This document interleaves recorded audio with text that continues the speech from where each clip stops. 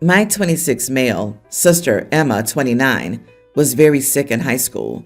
Her choice was to die young or be able to conceive children. It was a hard decision for her, and she doesn't like to talk about it. She's been dating Adam, 29 male, for about 6 years, and he's really nice. The whole family loves him. He proposed to her last year, and they plan to marry in March of next year. But here's the problem. Adam really wants children.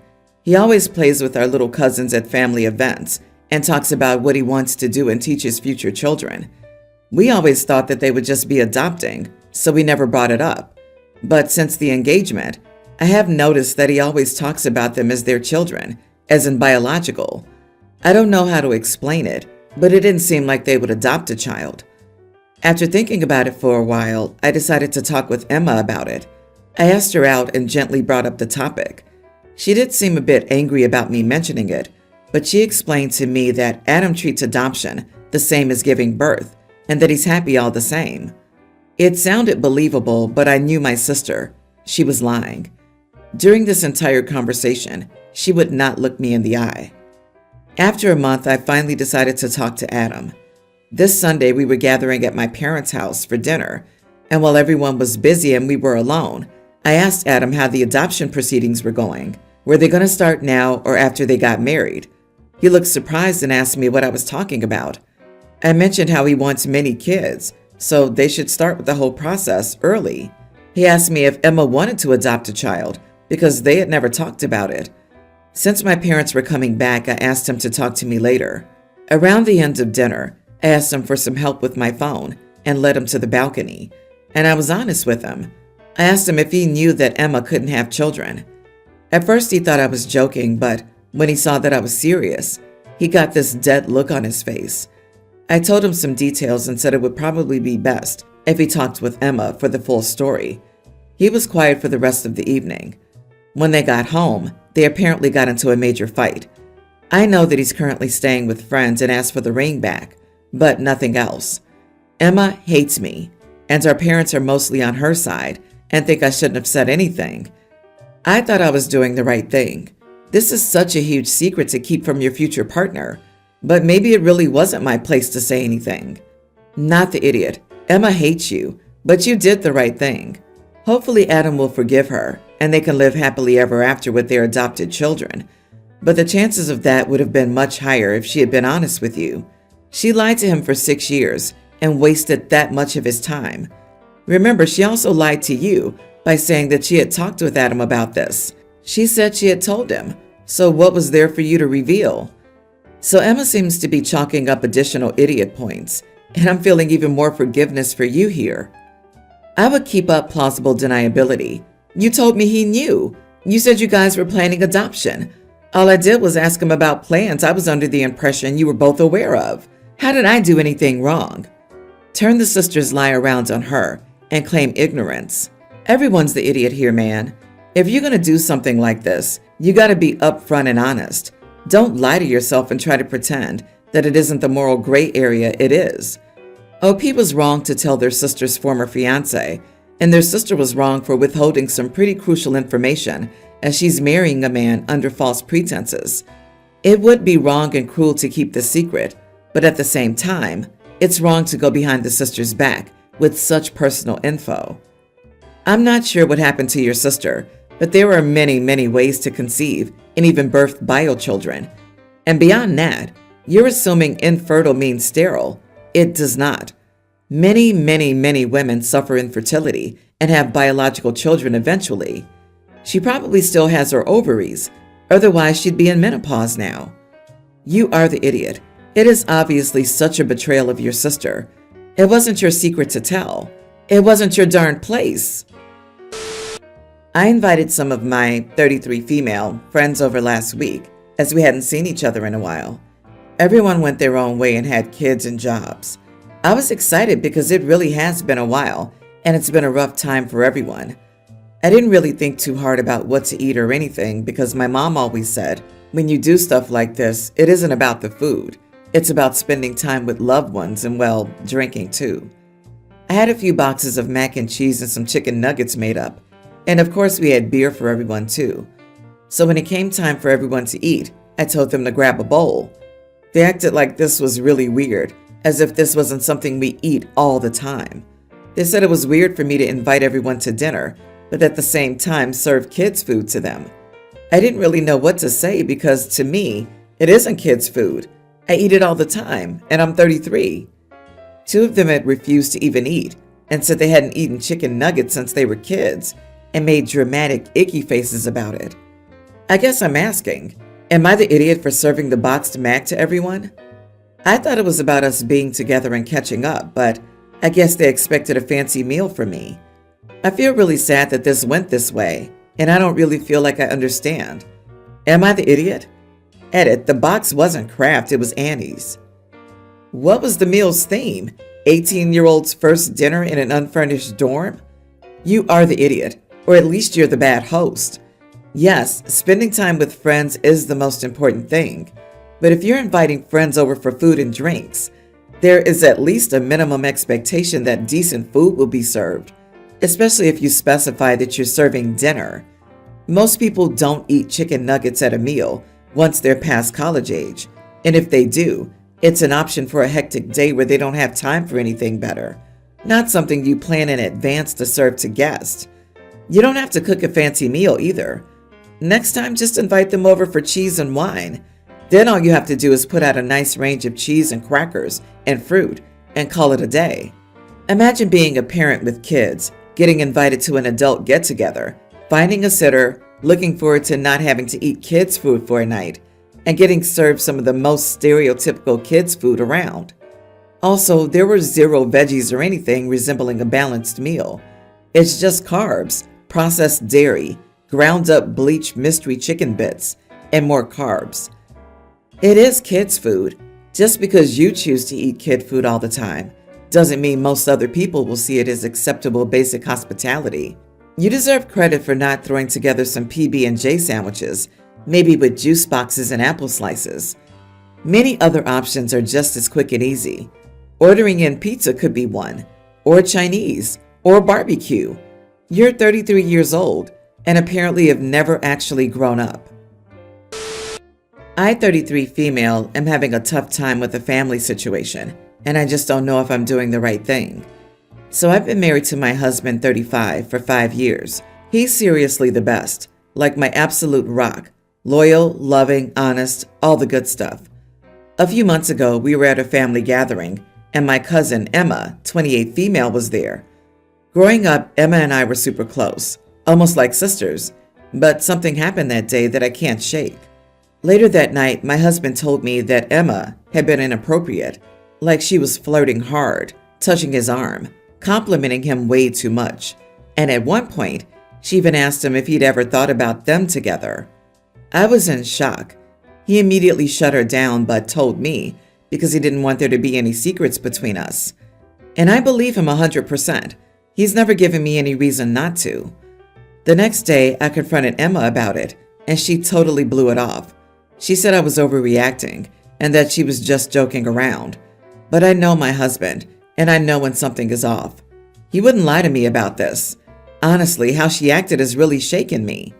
Since then, I've kept my distance from her, but it hasn't been easy with family events and all. Here's the issue. Emma's getting married in a few weeks, and my whole family is so excited. She sent out invites, and of course I got one, but I don't want to go. I can't pretend like everything's fine and just sit there watching her get married when she totally disrespected my marriage. My husband said he's fine with whatever I decide, but I can tell even he feels weird about going. Here's where it gets complicated. My family doesn't know the full story, and they've been putting a ton of pressure on me to go. My mom keeps saying things like, "It's one day, don't make this a big deal," or "It's family, we have to stick together." Some of my other relatives have been dropping hints that if I don't go, it'll cause a lot of tension. But honestly, why should I have to sit there and fake a smile when I feel like my cousin betrayed me?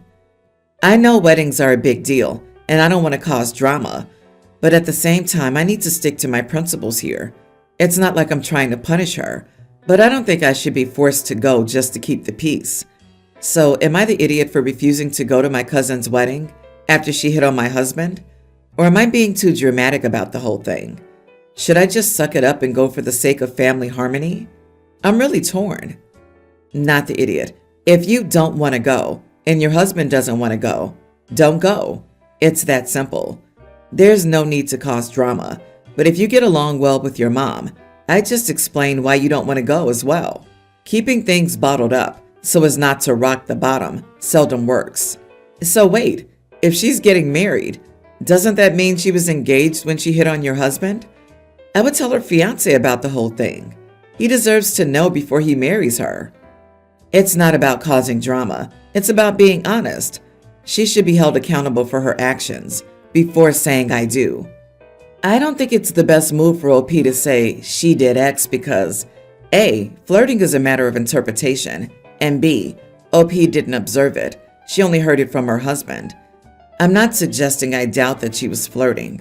I am suggesting that with a wedding coming up, family, particularly the bride's immediate family, won't appreciate a big deal being made from this and may leap on these two things to suggest that OP has misunderstood something. It's likely to blow back more on OP than the bride. OP may even be accused of trying to ruin the wedding. I think that given your long and close history and no adverse character inferences prior, you would be best served to write the incident off as a one-time indiscretion attributable to too much to drink and the pressure of organizing a wedding. Whatever.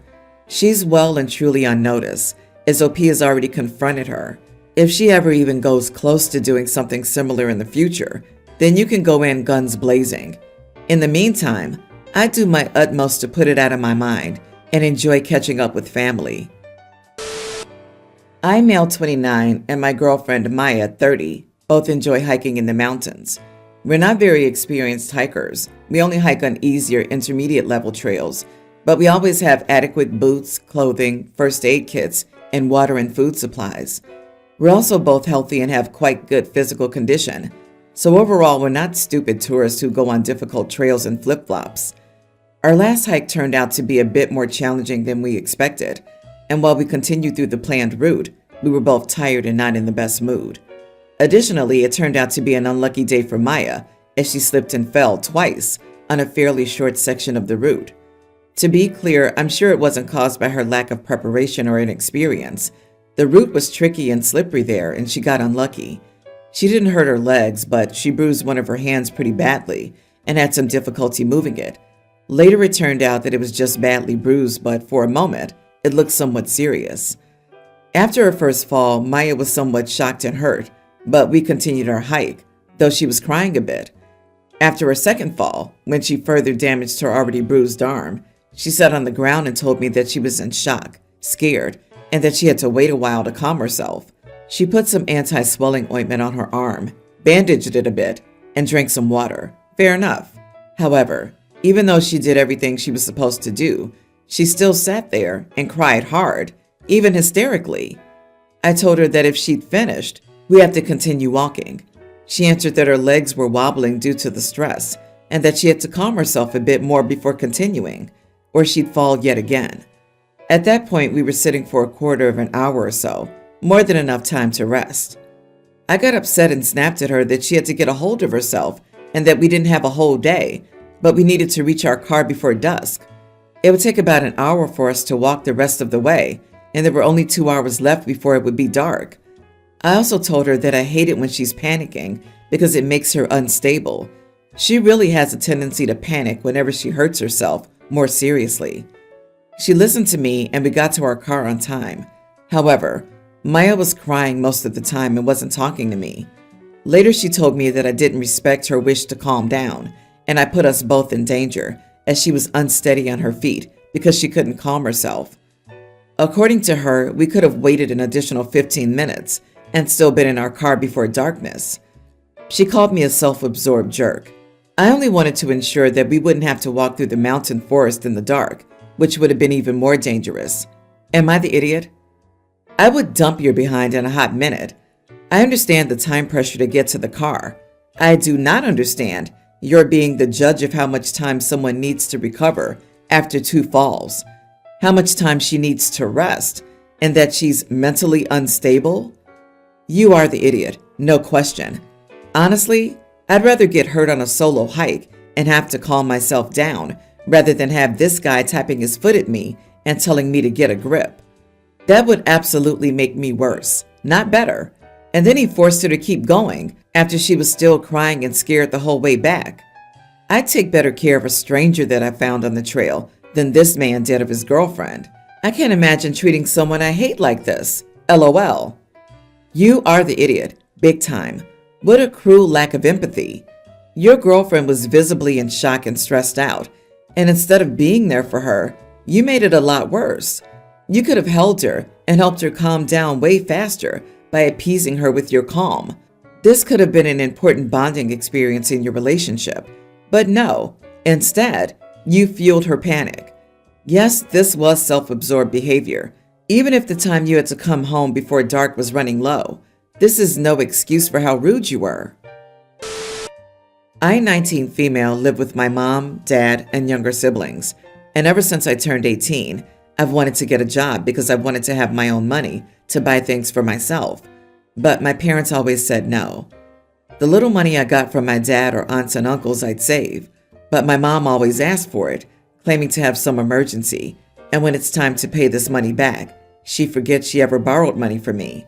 She doesn't only forget about money, she also borrows other items from me and breaks or loses them. When I ask if she can replace them, she says she never borrowed them, or I'm careless. Due to this, I stopped giving her any money. Recently, my uncle sent me some money through my mom's account, and she still hasn't given it to me, saying she had some things to buy, and she'll return the money soon. It's been 3 weeks and she still hasn't given me the money, and I have to use it tomorrow. But when I asked her about it again, she told me she didn't get any money from me. So I told my dad to give me at least half the amount she got from me, and she got mad at me, telling me I shouldn't have involved my dad. So am I the idiot? Not the idiot. Your mom's a thief and is stealing from you. Tell your uncle that she's not passed the money over to you and force this issue with your dad. Never lend her anything again, no matter what it's for, as you won't get it back. If you do, then ask for some kind of security on the loan to recoup your cost when she inevitably doesn't pay you back. I completely agree, but to be fair, she asked if she's the idiot for asking her dad to pay back the money her mom owes. In that case, I don't really see why he'd be responsible. The mom is an idiot for obvious reasons, but OP is a bit unreasonable in expecting him to pay for the mom's debts. He's her father, and it's his job to protect his daughter. What the mom is doing is abusive, and I'm sure that he'd very much want to know. As far as the mom goes, she needs some strong boundaries placed on her, and she needs the rejection of others so she can reflect on her behavior. A young adult is going to have a tough time doing this with their parent. Recruiting help when you're being abused is the most healthy behavior.